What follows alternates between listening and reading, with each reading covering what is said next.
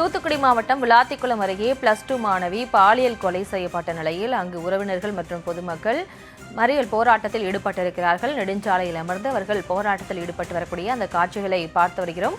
போராட்டத்தை கைவிடுமாறு போலீசார் அறிவுறுத்தியும் அவர்கள் கலைந்து செல்லாமல் குற்றவாளியை பிடிக்கும் வரை கலைந்து செல்ல போவதில்லை எனவும் தெரிவித்திருக்கிறார்கள். விவரங்களை வழங்குகிறார் செய்தியாளர் ராமமூர்த்தி. தற்போதைய சூழல் அங்கு எப்படி இருக்கு? முழுவர். வணக்கம். தூத்துக்குடி மாவட்டம் விளாத்திக்குளம் அருகே வேடநத்தம் கிராமத்தைச் சேர்ந்த 17 வயது 12ஆம் வகுப்பு படிக்கும் மாணவி நேற்று முன்தினம் அங்குள்ள காட்டுப்பகுதியில் மர்மமான முறையில் பாலியல் வன்கொடுமை செய்து கொலை செய்யப்பட்டு சடலமாய் கிடந்தார். இது குறித்து குளத்தூர் போலீசார் வழக்கு பதிவு செய்து தீவிர விசாரணை நடத்தி வருகின்றனர்.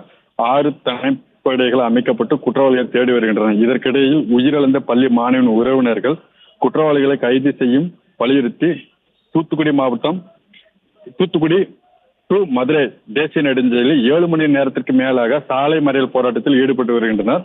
போராட்டத்தில் ஈடுபட்டவர்களுடன் தற்சமயம் நெல்லை சரக டிஐஜி சரவணன், தூத்துக்குடி மாவட்ட எஸ்பி கோட்டாட்சியர் ஆகியோர் பேச்சுவார்த்தை நடத்தி வந்தனர். அப்பையும் குற்றவாளிகள் கைது செய்யாமல் நாங்கள் களைய மாட்டோம் என்று போராட்டத்தில் மீண்டும் ஈடுபட்டு வந்தனர். தற்போது டிஎஸ்பி தலைமையில் பேச்சுவார்த்தை நடத்தி கொண்டிருக்கிறனர்.